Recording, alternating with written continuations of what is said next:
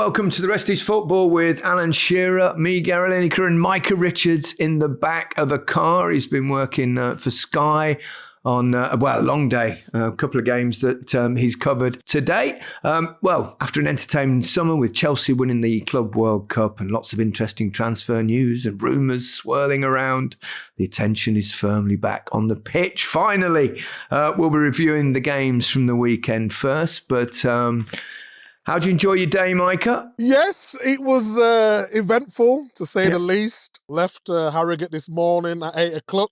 Went for a trim, as you could see. Another one. How many's that since the last weekend? 4. I've had 4 this week. Brilliant. Alan, you were doing Match of the Day last night. Yep. I must say I enjoyed it. I went out for dinner, then I came home and I got in time to watch it. I thought it was really good. Chaps did a great job. And despite all, there was a lot of talk, wasn't there, that were going to change things. And I think, you know what it's like. You get a new guy in, a new head of sport, thinking he wants to do this, wants to do that. But in the end, if it ain't broke, don't fix it. And I think that was very much the sensible decision.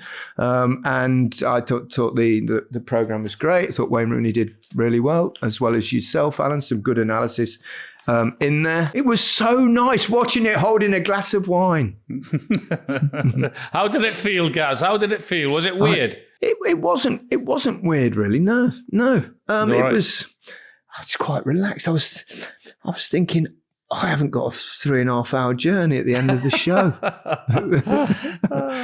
But no, I really enjoyed watching it. I think that's the first time that I've watched Match of the Day on a Saturday night for I don't know how many years. Wow. I don't know how many years, because the only time I ever missed the show was if I'd get the odd Saturday off to take a holiday, so I'd go somewhere. Yeah. So I can't actually ever, so long since I watched it, and it's a bloody good show, Match of the Day. It really is. Fantastic. It really is. But while we're still on Match of the Day, though, Alan, when Sunderland was playing, why did you not do none of the analysis, mate? Why did you leave it all to Wayne? You didn't say a word for about 4 minutes. What's going on? You know how it works, Micah. Yeah, and I'll discuss that game with Alan and why when we come to the second half. But, Wayne Rooney was given that game. You know how it works. Stop trying to stir it up. I'm more concerned about you, by the way. How tight is that shirt on your arms? I was worried about the circulation in your arms today. I was looking at your guns thinking, that is a tight one, man. You know what, Al? About 3-4 weeks ago, before I went on holiday, I was in prime condition. 12 noon rum punches have not helped me out over the last 3-4 weeks. I must have put on half a stone. I had to undo my button on my pants before I too much information there, Micah. Thank you very much. So everyone was very casual on the show today. Was that because of the heat? Yeah, they always say, wear what you want, to be fair. And we used to come in 3-piece suits before because Super Sunday was that sort of vibe. But when it's in your heat, it's just uncomfortable for everyone. It's too hot outside. It's too hot in the studio. So they said, wear what you want. If you want to be more casual, no problem at all. Let's start with Manchester United against Arsenal. I thought that was I know they lost, but I thought that was a much more encouraging performance from Manchester United. Probably the best I've seen in a long time. They looked, I thought, more suited and more comfortable with the way that they play. I think there were players within the system that seemed to fit it better than perhaps we saw last season. I thought Arsenal were a bit flat. They managed to get that goal, which was obviously a goalkeeping error, and then hang on, and they defended well, and that's what they do, don't they, with those two at the back, Gabriel and Saliba. But overall, I thought United deserved something out of the game. Since Amaran's come into to Manchester United is the system. But I actually thought the system worked really well for them today. And it worked because Shaw was stepping out when he needed to. Euro was stepping out. Okay, De Ligt was a little bit exposed for pace at times with Gyökeres. but I thought they were more brave, especially on transition. So if you look at the starting positions of Dalot and Dorgu, at times it would be more a 5, but they was brave. They stayed in that mid block, and then when they had to counter, they countered with conviction. And Burma looked really good. Mount even looked really good in terms of his work rate and his energy for the team. So overall, I thought it was a really good performance. The disappointment obviously comes because you don't get anything out of the game. But I think for Man United, it was always about building blocks. Would they be a lot better visually this season than last season? And I would say there was definitely massive improvements. Yeah, I would agree. I think for me, the two stand out. I mean, Cunha I thought was very good, and Boomo was excellent. They brought a bit of unpredictability. They brought a bit of spark and a bit of life to Manchester United. I do think that there was definitely more energy to their game. They certainly looked more organised. You would feel more comfortable if they had a goalkeeper in there who you could rely on. I think that if they don't get that, then that could be their downfall. It remains to be seen if anything happens in the next couple of weeks. But in terms of general play, I thought it was a lot better from Manchester United. Yeah, me too. I thought Cunha and Mbeumo played the positions really well, because Mbeumo generally has played right of a 3, and this time he's playing right of a 2. Cunha can sometimes be a 10, but he adapted really well to playing a bit higher up the field. And I was going to echo your sentiments about Mason Mount, he's had a tough old time, obviously with injuries and fitness, and he's not been at it since he went to Manchester United. And even before that, he's been struggling. And you just remind yourself of the talent that he has, and how an exciting player he was when he was young at Chelsea, and he was really impressive. And I just thought to myself today, look, like that energy was back. Let's hope he can stay fit, because there is a footballer in there. There definitely is. Definitely. Agreed. I think he's adaptable as well. I think he can play in a variety of different positions. He could play a little bit deeper where Fernandes played. He could play on the wing. He could play full side. He could play everywhere, and I think he's going to be asset for them.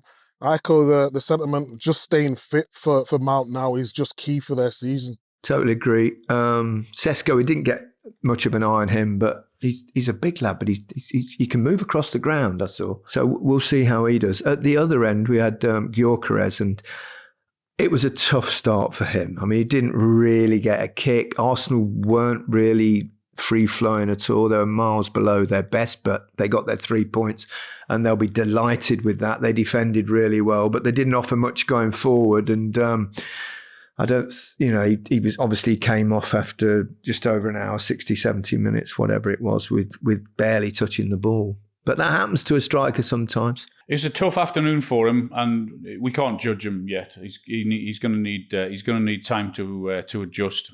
I think he obviously across the ground he's really, really quick, looks really strong and powerful. But he hardly had any touches in the 18-yard box in and around it, did he? So he's going to have to get used to a different sort of style of play, I guess, with Arsenal. But I think the positives for Arsenal were, I mean, you could Arteta was bullish at the end, and I understood, because didn't really play that well.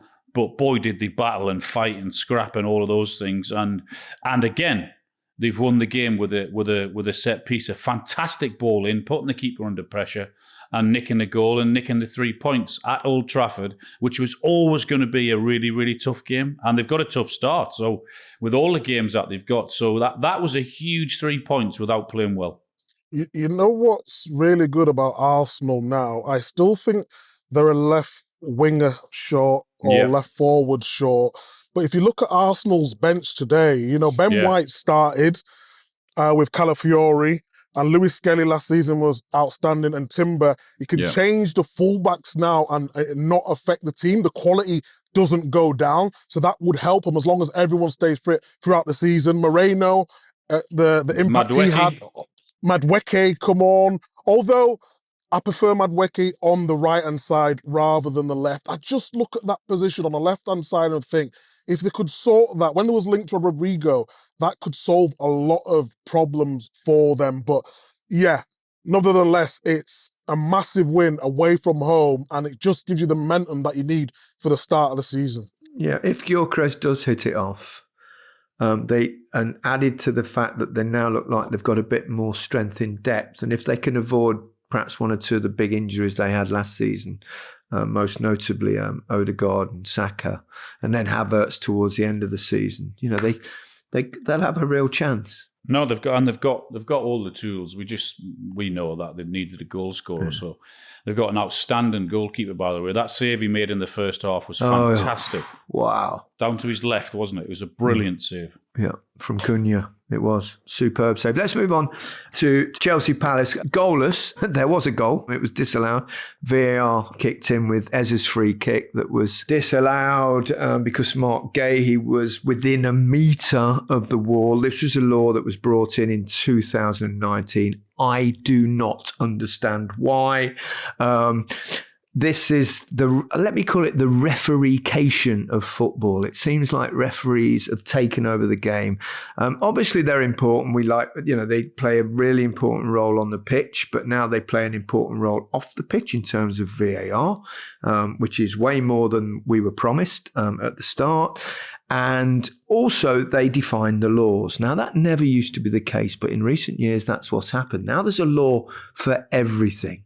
I mean, it's harsh, isn't it? I mean, and even now, even in co-commentary now, we're hearing every time there's a foul, we hear a referee chirp up in the co-commentary to tell us that someone's just pushed someone, which we've just seen for ourselves. I mean, it's driving me crazy. I mean, I always got on with referees. I never got booked, but I feel like I'd love to get booked now. because it's driving me mad. They're almost in control of our game. Yeah, completely, not just kind of adhering the rules on the field of play. I mean, Sorry, it is a law, and but I get it. I am with you. I mean, to disallow a goal of that quality, and I know if you remember when it was brought in because of players hanging on, or the opposition players hanging on to the side of the wall and pulling the last man away to create that space, but they're doing it like a metre or two away now as well. So I don't know. I mean, it seemed just wrong to disallow something like that. And I know it's the law and that's what they have to do by the rule book or whatever, but it just seems wrong. It's just the whole VAR thing as well. I mean, it just seems to be so anti-goal. Mm-hmm. And they do everything they can to find. No one would have noticed anything there. No one would have cared if that goal had been given. It wasn't like he's lit on. I mean, you could have disallowed the goal possibly but basically they've got two shoulders against each other and the strongest man won out. And then it sent him just marginally too close to the wall. I mean, yes, by the letter of the law, they had to do it, but that's because we have VAR. And I don't know, I'm done with it. But do we need to give them a little bit of credit, though? Do we need to give a little bit of credit, the officials? We all for hate finding it. I don't like it. We all hate it, and it's ridiculous. But their job is to abide by the letter of the law, which they did, even though we hated their it. Job, and it's ridiculous. Yes, I understand that. But don't forget, their job originally, and what we've always been told, that they weren't going to referee a football match. They were only going to look for the howlers, the clear and obvious errors, as they called them back then. But it's not that anymore. It's like a microscopic approach to looking for any possibility to disallow a goal. That is their raison d'etre. When they go out and somebody scores a goal, right, can we find some reason to disallow this goal? And it goes against everything that football is. It sucks the life out of the game. And yes, you can say, well done for spotting the fact that he might have been like 0.9 of a metre close to the wall, so therefore he's within a metre. Well done. Good spot. Congratulations. You've just taken away a cracking strike. Go on, Gaz. Get stuck in. First red card, Al. First red. I love it. At least a yellow for that, surely. I didn't swear, though. No, you didn't swear. Well done.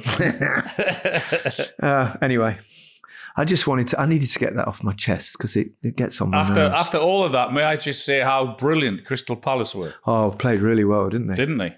Much the better side. Deserved the win, I thought. But they were. I mean, it's really, you talk about different scenarios with football clubs over the next week or two, the transfer window.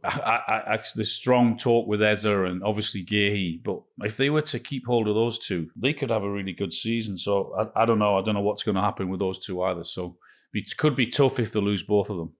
I know we've said it a lot of times, but Adam Wharton, seriously, he is ridiculous. I really hope that he fulfills his potential because we've got a real player on our hands then. He's just so effortless in midfield, always wants to play forward, like so calm on the ball and can tackle also, start attacks. I think he's got everything for that position. And I've said it before, but I want to say it again. Totally agree. Good play. One more match that was played today before we'll let you drive home and we'll take over the second half, Micah. Forest, Brentford. We worried, didn't we? We said before the start of the season that it might be difficult for Brentford. No Visser playing. Obviously, Mbumo's gone. Thomas Frank, the manager's left. They brought in Keith Andrew, who was the set-piece coach before. So there's a lot of unknowns about Brentford. And, they were Chris Wood again, though. Two goals, started the season again, just like he carried on for most of last season. That's what you need to do. As a forward, I always remember that you have to get off to a good start. You have to score in the first game and the confidence that gives you. So for him again, because I'm sure that people would have said, he can't have the same again as he did last season. He was unbelievable, but what a start for him and Forest.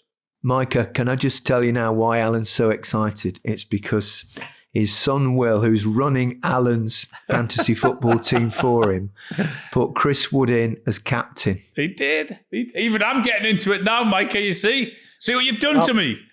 I'm absolutely gutted, mate, seriously.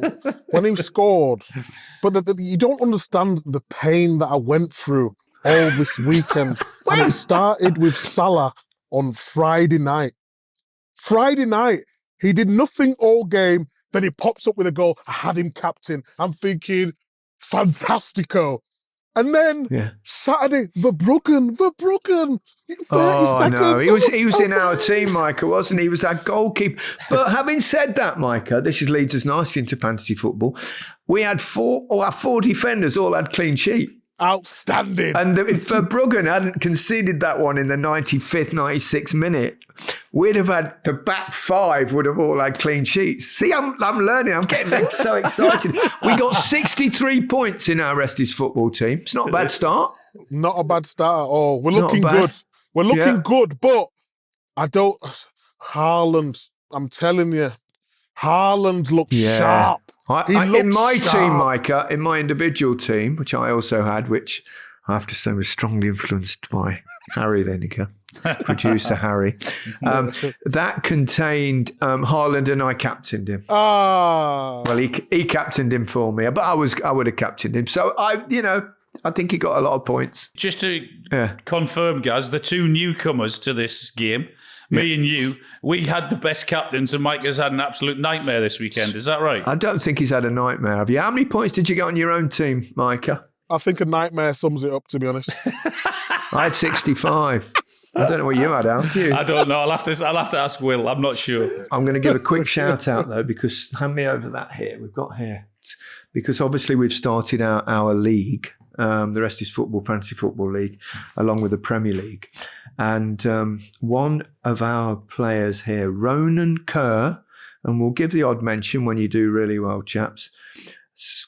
His overall rank in the whole world is 333 because he got 107 points. Do we know how many players there are in the world? First in our league, but there are millions and millions and millions of players, Alan. So and he's 333rd, is that right? Yeah, with 107 points. I think he did a bench boost though, and he's gone early with that. Tell us what a bench boost is, please, Micah. Because Alan won't know. A bench boost is basically when you can use the whole 15 players. So That's a big advantage. it's a big advantage. And you can only do that once in a season. No, you can do it twice now. Twice. Only last season you could do it just the Ah. once, but no, they've changed it this season. One twice. each half of the season, apparently. He's gone early. Do you know what Ronan's done? He's thought, I know how I'm going to get a mention on the Rest is Football podcast by doing my bench boost on the first day. Well played, Ronan. Disaster. Been an absolute disaster of a weekend. I've had enough already. Ruined my weekend. Fantasy football. Ruined it. One quick point. We do, of course, have to wait until the end of tomorrow before we know who's absolutely top of our league over the first set of fixtures, because Leeds play Everton and some players will be in people's teams, and so some Ronan might be challenged yet. And don't forget, if you'd like to join our league, it's not too late. All you got to do is go to therestisfootball.com. Sign up. Okay, Micah, you've done us proud in the back of the car there. Have a safe journey back. And leave it to Alan and me in the second half. No worries at all. Thanks very much, guys. Go and get yourself another trim.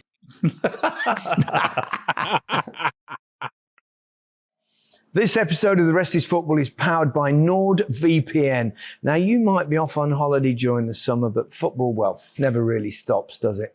Lads, how have you been keeping up with football and everything else over the summer? Actually, I was in Dubai, and not only could I not get my messages, I couldn't get my football update. So I turned my VPN on. And, NordVPN. Let's get it right, Alan. And then bingo, it was perfect. Yeah, films and series, that sort of thing. Turned on the VPN. Nord, of course. Yeah, absolutely brilliant. NordVPN protects my privacy and sensitive data when I'm online. It hides my IP, leaving no digital footprint. So it's like surfing the web with an invisibility cloak, avoiding the prying eyes of hackers, trackers, and bad actors. To get the best discount for your NordVPN plan, go to nordvpn.com/restisfootball. Our link will also give you 4 extra months on the 2-year plan. There's no risk with Nord's 30-day money-back guarantee. The link is in the podcast episode description box. Welcome back to The Rest is Football. Micah has disappeared into the Manchester sunset, so it's just Alan Shearer and me, Gary Lineker now. Let's start with the games before today, starting with Liverpool, Alan, who I really enjoyed your analysis on Match of the Day there. Obviously they scored 4 goals, they did really well, but there is a vulnerability about them at the moment on the counter-attacks very early in the season, but something they probably need to address. Yeah, I think the stat on Match of the Day was they got caught out on counter-attacks with conceding 2 goals the whole of last season, and obviously already 2 goals against Bournemouth on Friday night. I mean, they're always going to score goals because of the players that they've got in that team. They're brilliant players, and we'll talk about Eberechi. But I think, they look very, very vulnerable defensively on the turnover of possession, particularly in behind both fullbacks, whether that was Kirkes, Frimpong, or whether it was Robertson when he brought him on, or Endo, I think he brought on as well, didn't he, at right back? Why do you think that is, Alan? What was the difference between last season? Who did they have in there last season?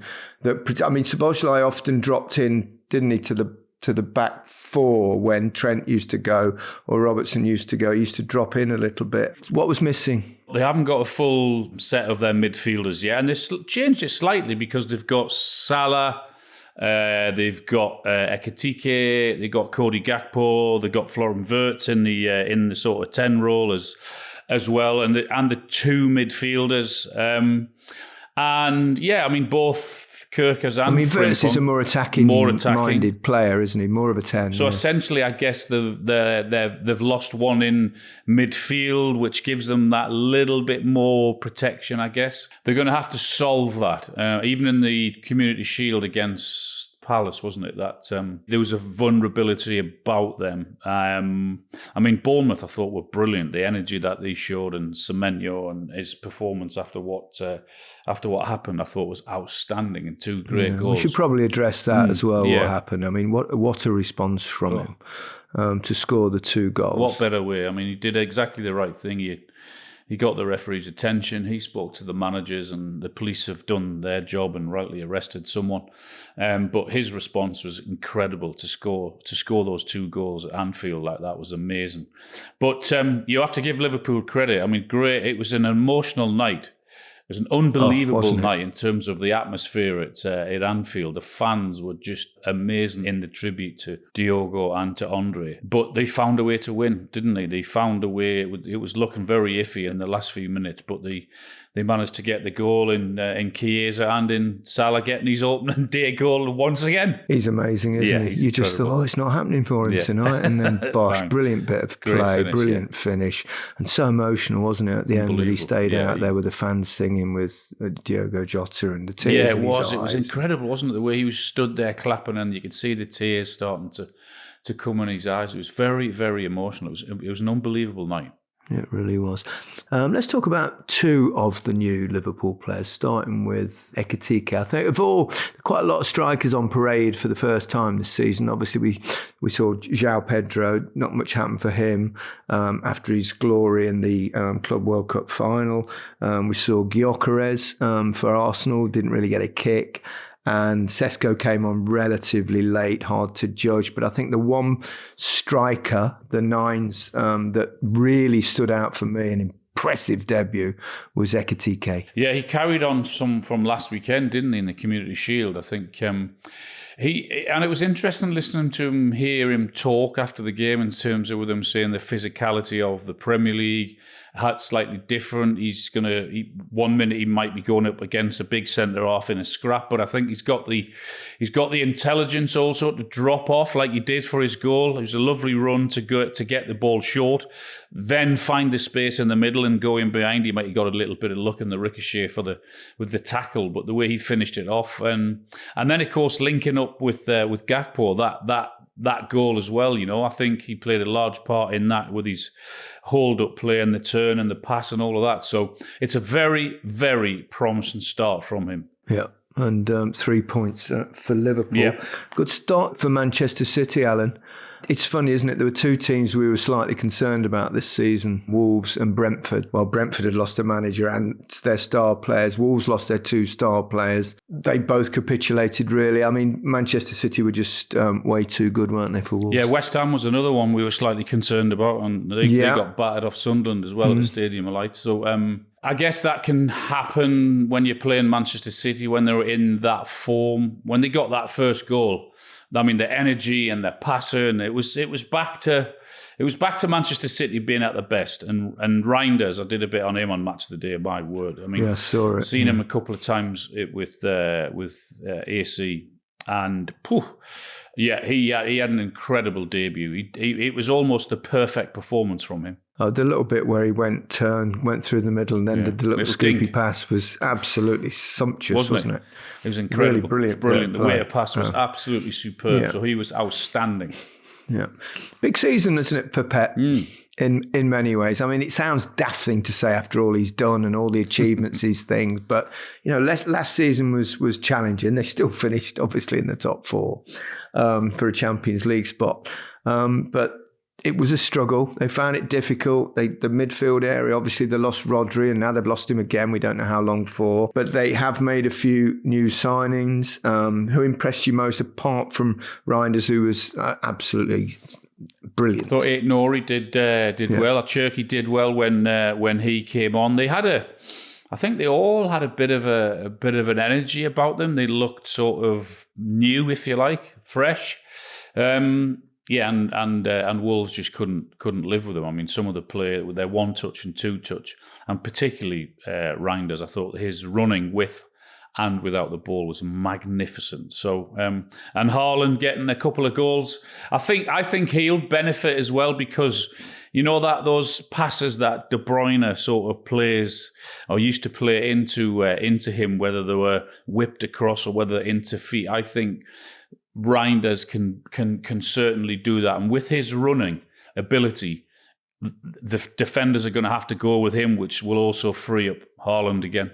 The only thing I thought watching the game was that I thought Wolves had a go. They played quite high, and I think that suits Manchester City. The teams that did well against them last season were the ones that, sit and then hit them in the transition where they were struggling. Whereas if Wolves are pressing, it's easy and there's a bit more space for. I think Haaland, when he sees a team play that probably licks his lips and thinks, "I'm in for a couple today," and that was the case. Yeah, it was a great performance from Manchester City, but you can't say they're back until, as per normal, give it 8 or 9 or 10 games, and then we'll judge whether they're back or not. Tell you, we're back in the Premier League, back in with a bang. You're one of your favourite teams, Alan, Sunderland. I know. I got a bit of stick off. Believe it or not, I have got a few Sunderland mates who are Sunderland pals, and it was like my texts were going this morning, and they were like, "For fuck's sake, why didn't you say anything positive against Sunderland? You just let Wayne Rooney do all the talk about Sunderland, and you just went on about West Ham." So Sunderland were brilliant. The atmosphere was great. They deserved their 3 points. There you go. That sound all right? Do you want to remind people, Alan, that the way Match of the Day works is that you designated a match each, and Wayne Rooney would have done that game because he was designated that match. Which one were you doing? Because that was a 3 o'clock one as well. I did the Spurs-Burnley one, exactly. You were doing the Spurs-Burnley game, so your focus was on that. So it wasn't an anti-Sunderland thing, even though you are anti-Sunderland, let's be honest. Yeah, listen, they've been that long out of the Premier League, they forget how Match of the Day works, you see? What a performance, though, really. I thought, they were brilliant. Ballard, these clearance off the line, that and was then fantastic. A goal. That was the game changer. That because if that goes in, it's very, very different. So for him to save that one off the line and then get a brilliant header as well. So it was the atmosphere as well seemed incredible in there. The atmosphere. I mean, I remember when they used to play at Roker Park, and they used to call the Roker Roar. Yeah. And it was quite special. What is it with you North East lot? Just love our football. You get excited, don't you? Love our football. It's not in the same league as St James's Park, though, is it? Come on. I knew you'd say that. I had a little bet on myself there. You get all competitive on me. But what? Yeah. So I mean, that is the sort of start that none of the teams in the last couple of seasons have enjoyed that have come up. Yeah. It's been a grind, hasn't it, to find your first I think points. I'm right in saying, I might be wrong, but I'm sure someone said last night on Match of the Day it took until October for one of the promoted teams to win their first game last season. Yeah. So for Sunderland to not only to win but to put a bit of a statement out, and I think for belief and for confidence, and I think I'm right in saying they've got Burnley next week, is it? So they've got a great opportunity to maybe go and get 2 wins out of 2, which will be great for belief. Yeah. A worry for West Ham, that performance wouldn't be. To be honest, if you want to play Sunderland away, you don't want to play them on the first day of the season when they've been promoted, because it'll be jumping and thumping. But having said that, that's a pretty good thumping that they've had. I thought Bowen looked lively in the first half a bit. That was it, really. He was their one and only threat in the first half. They had 2 new signings in the starting 11. Goalkeeper and left wing back. Callum Wilson came on with 15 minutes or so to go. But the worrying thing for me was how they folded when they conceded 1 goal. I mean, the atmosphere and everything seemed to get to them and worry them. And there was a complete lack of energy and all of those things that you think, come on, lads, what we got. So that would be very worrying from a West Ham point of view, definitely. Yeah, Hermanson, who's a Leicester goalkeeper of the previous season, obviously spent quite a few quid on him. I mean, I really like him. I mean, he's been a brilliant shot stopper, but it was an awful debut. Yeah, it wasn't the best. Could he have got the first one? Maybe not, but the third one went straight. He tried to push it out and missed it. Yeah. He had a bad day. I've seen a lot of him, and I'm confident that for West Ham fans, I'm confident that you'll see much better from him going forward. I think he's a top keeper. Good start for Tottenham. Yeah. For Spurs. Yeah, I mean, Burnley had their moments, in the first half. It doesn't take a genius to work out that the difference in Championship to Premier League is the finishing. Is that those are the moments when Burnley had their moments, they didn't take their chances. and the difference between them missing and Richarlison's 2 outstanding finishes. Second one was a beauty, was incredible. But did you notice how, I did the analysis on Spurs last night, how Thomas Frank has gone straight away, what he did at Brentford in terms of getting balls up a lot earlier to the forward players, getting balls into the box a lot earlier in terms of crosses. I mean, they had 3 crosses in the first 90 seconds of the game, Spurs, yesterday. And I think that put a marker down to say, this is how we're going to play this year. And they adapted, because if you remember in midweek against PSG, they played 5 at the back. They went to 4 at the back, and they played Young, Gray and Bergvall in the midfield yesterday, which that was a change around from PSG. So I think he perhaps may do that when they're going in at home against teams they would expect to beat. They might play 4. When it's a tougher match and against bigger clubs, they might just switch and play 5 at the back. I'll tell you who intrigues me, Richarlison. I look at him sometimes and you think, oh, he's got so much talent. And then on another occasion, nothing seems to happen and he gets a bit down on himself, possibly. I don't know. I'm just making assumptions from watching his body. Injuries have played a big part. And I think sometimes fans as well, it's easy to go, oh, he's always injured. But as a footballer, the last thing in the world you want is to be injured. There's nothing more frustrating. But if he can stay fit and sharp, then they've got a real player. I mean, the second finish was just. And I think if they're going to continue to do that, what they did yesterday in terms of getting balls into the box, it's what it's like for a forward, guys. It makes your life a lot easier.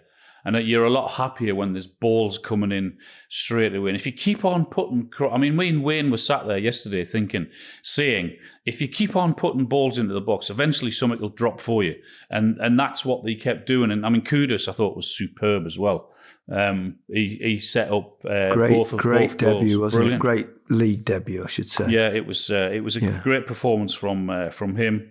And they were. I was impressed with Spurs. But having said that, I did say that Burnley did have their moments. But it's like the difference is the finishing. It's so hard, isn't it? Yep. Taking that leap up as we've seen in the last couple of seasons. Well, if you remember, you obviously you will. The way they played last year, I think it was 16 goals in the league last season. They conceded all season.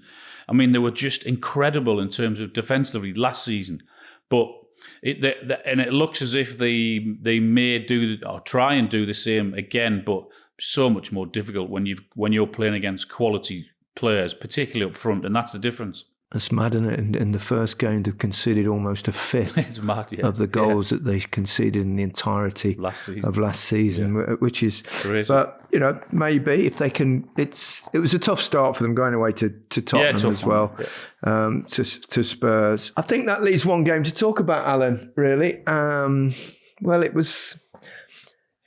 I thought Newcastle played quite well in that game. They were much the better side. I thought Villa looked a bit flat. Yeah. Their passing was off.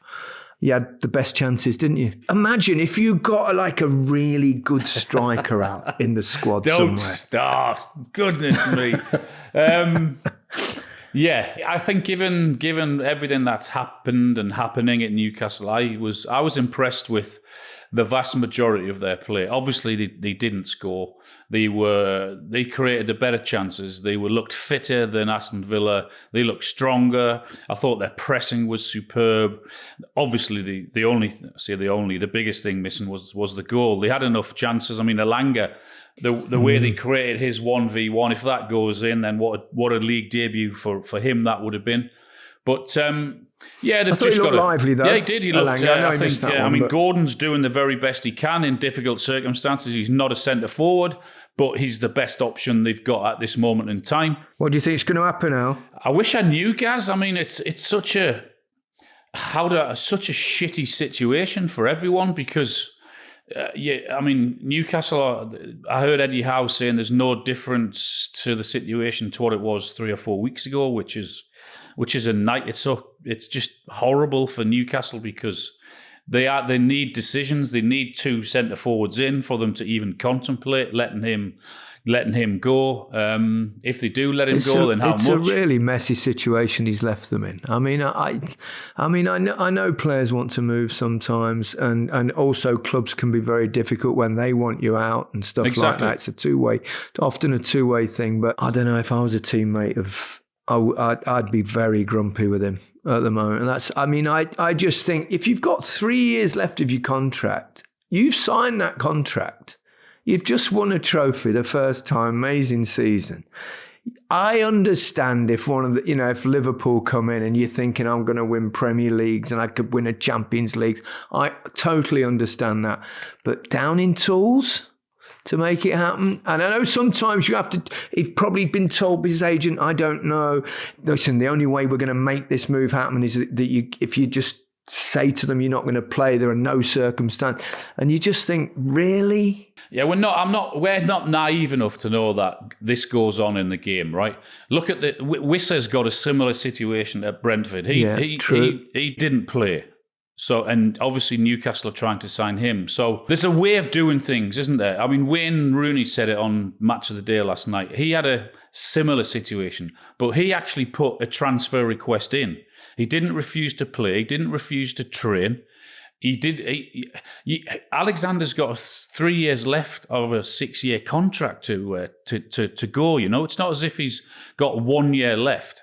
So it's a really messy situation, and I feel sorry for the players and Eddie, who, through no fault of their own, are having to put up with questions before the game, after the game. Even after a really good performance, they're still asking about Alexander Isak. So I just think he's gone about it in the wrong way, and I understand the anger and frustration from the Newcastle fans. Well, Wayne Rooney went about it the right way, and he didn't get his move. No, exactly. Yeah. I mean, Fergie would have just said, "You're going north." That's what he said. That's exactly what he actually said to him. Yeah. So, yeah. But at least he put a transfer request in, you know. I mean, and we've heard nothing at all from Alexander Isak, and I don't even know where he is. I don't know whether he's in Newcastle what or are he's the fans away. Saying, Alan? I know you've been in a position and you've played for Newcastle and stuff, and you know Isak as well. You've interviewed him a couple of times. What about the fans? Are they disgusted or? Yeah, they are, and rightly so. I think the vast majority. I mean, there's still a tiny chance, I think, that he could be turned around. I don't know. I don't know the ins and outs, but from reading and hearing and everything else, well, the club can say no. Yeah, the club can say no. I think that yes, they can. The likelihood of that happening if they don't get 2 centre forwards in, then I can see them saying you're not going. And a realistic offer. But if they don't get 2 in, they can't let him go. Can they? But then who blinks first? I mean, he's got a World Cup that he has to get ready for next year to play with Sweden. So what's he going to do? Is he just going to sit and rot? I mean, I don't know. In the next 2 weeks, obviously, we'll find out. So it's a really difficult situation. It really is. That's all for today's Rest is Football. Don't forget, though, that we've got a very special treat for you this season. We're going to be bringing you an extra episode of the Rest is Football every week, all about La Liga. And the best part about it, if you're watching the show in video on Spotify or YouTube, we'll be showing you all the best highlights from the key games too. We'll, of course, be keeping a close eye on the likes of Marcus Rashford, who... I'm sure you've heard the interview that Micah and I popped out to Barcelona to do. If you've not, I think you'll really enjoy it. It's on our feed. Check that out. Also playing out in Spain, of course, Trent Alexander-Arnold, Conor Gallagher, Jude Bellingham. He's injured at the moment with his shoulder, but he'll come back at some sport. So we'll see how they're all getting on in Spain. You've got the likes of Lamine Yamal and Pedri. And I'm looking forward to showing you the Lamine Yamal tasty goal that he scored last night. We're recording this on Sunday evening. But that's it for this episode. Goodbye from me. Goodbye from me, and have a great week.